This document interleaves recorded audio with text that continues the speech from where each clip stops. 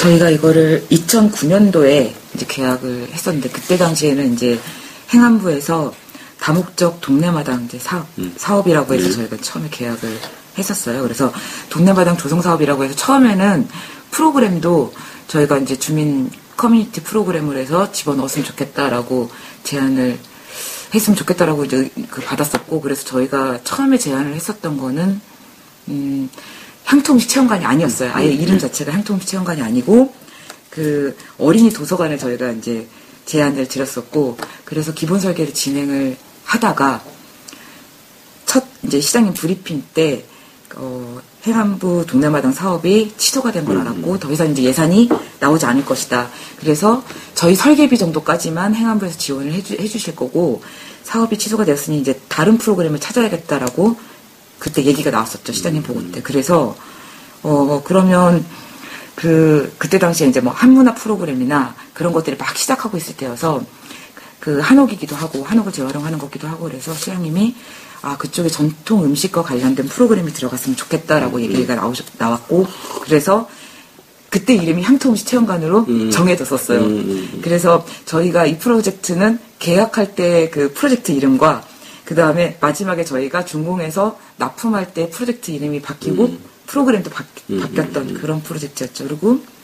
그렇게 해서 2009년도에 저희가 이제 설계를 다 끝낸 상태였는데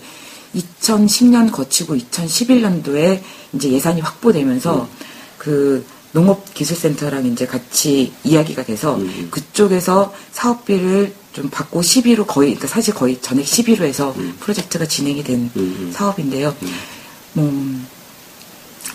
초반에 예산 얘기 좀 해드리면, 그때 행안부 사업으로 해서 향토음식 체험관이 이제 결정이 났었을 때는 외부 공간, 만약 한옥이다 보니까 아무래도 외부 공간이 많고, 그래서 외부 공간 사업까지 전부 다 포함해서 저희가 내역을 내드렸던 게 2009년도에 내드렸던 게 4억 5천인데 사실 2년 지난 상태에서 금액도 많이 올랐을 텐데 금액이 이제 3억밖에 예산 확보가 안 되는 상태여서 외부의 마당은 전부 다 포기하시고 건축물만, 그리고 더더군다나 이제 바깥에 실제로 이제 짓다 보니까 리모델링이라는 게 그렇지만 그 공사비가 이제 실제로 뜯어보다 보면 계속 공사비가 올라가고, 그리고 공사하는 과정에서 그 한옥은 특히 더 그렇다고 하시더라고요. 그러니까 공사하는 과정에서 예산이 2배, 3배로 보통 뛰는 경우가 대부분이라고 하시더라고요. 그래서 행당체가 포기가 됐죠. 그리고 이제 뭐 공간상에서도 문제가 많았고, 그래서 행당체는 헐고 본체만 딱 순수하게 겨우 이제 3억으로 이제 간신히 이제 만들고 외부 마당 포기된 그 상태로 이제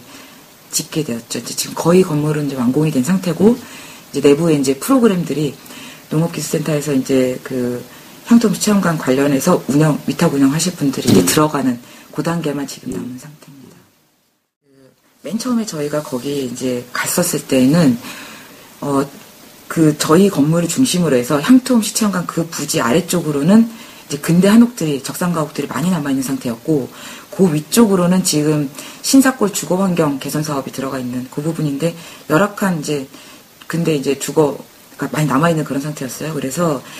나이가 많으신 분들이 대부분 어르신들이 살고 있는 그런 마을이었고 해서 저희가 이곳을 물리적인 공간적으로 그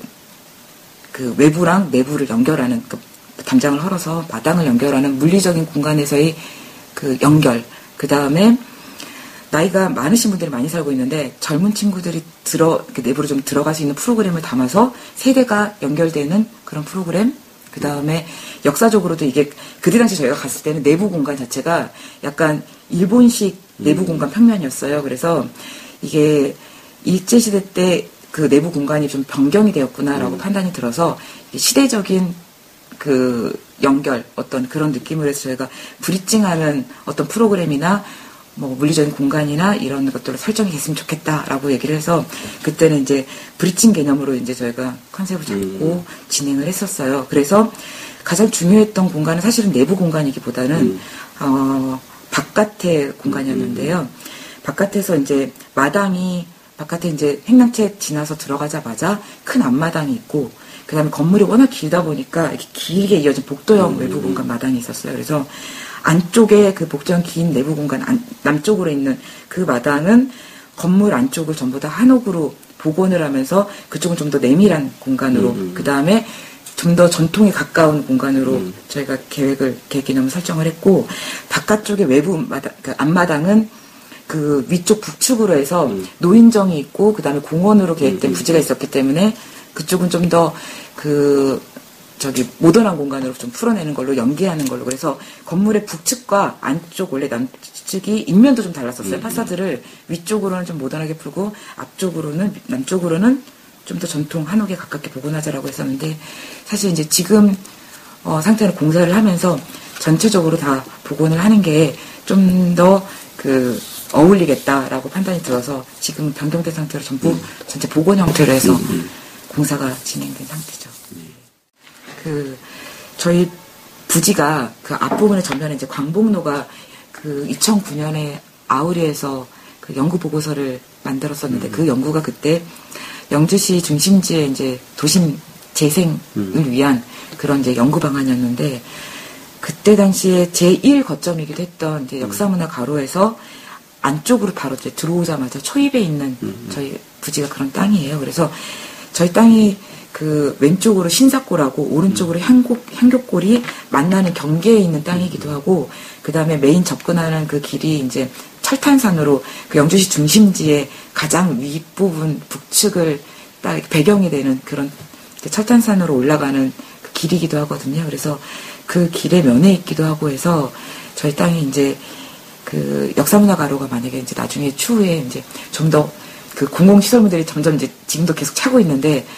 활성화되고, 그 다음에 인구 유입이 좀 더 많이 늘어나고 이럴 경우에는